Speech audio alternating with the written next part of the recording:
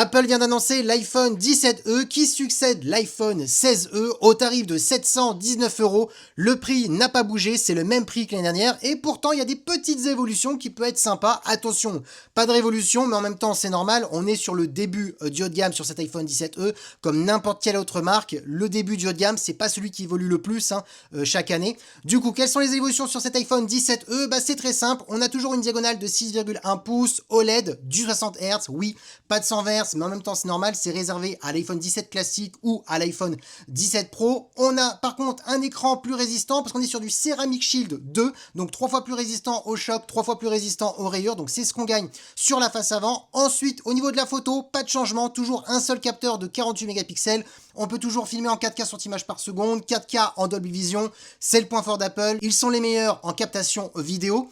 Ensuite, parlons de performance. Là, il y a un point fort, c'est la puce A19 qui est bien meilleure par rapport à la puce A18. Donc oui, on a presque la même puce que l'iPhone 17 classique parce qu'on a un cœur de moins au niveau du GPU, mais vous inquiétez pas, c'est des très bonnes performances pour faire du gaming sur Genshin Impact, Call of Duty Mobile.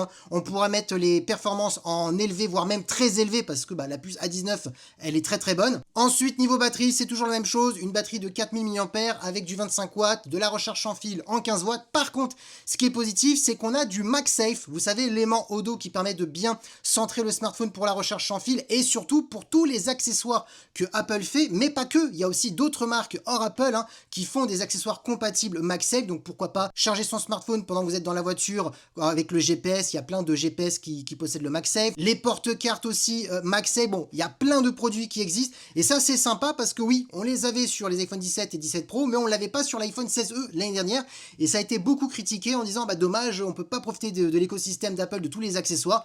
Apple l'a bien entendu, ils ont mis le MagSafe. C'est plutôt pas mal parce que c'est vrai que je pensais pas peut-être qu'Apple allait mettre, notamment on y est bien dedans, alors c'est pas pour faire un pic à Samsung, mais là Samsung est critiqué parce qu'on n'a pas l'aimant au dos sur les S26, S26 Plus, S26 Ultra, et on est sur des smartphones pourtant qui coûtent extrêmement cher, on est à 1000 € maintenant minimum chez Samsung. Encore une fois, c'est pas pour envoyer un pic, les fans de Samsung, vous inquiétez pas, on est là en paix.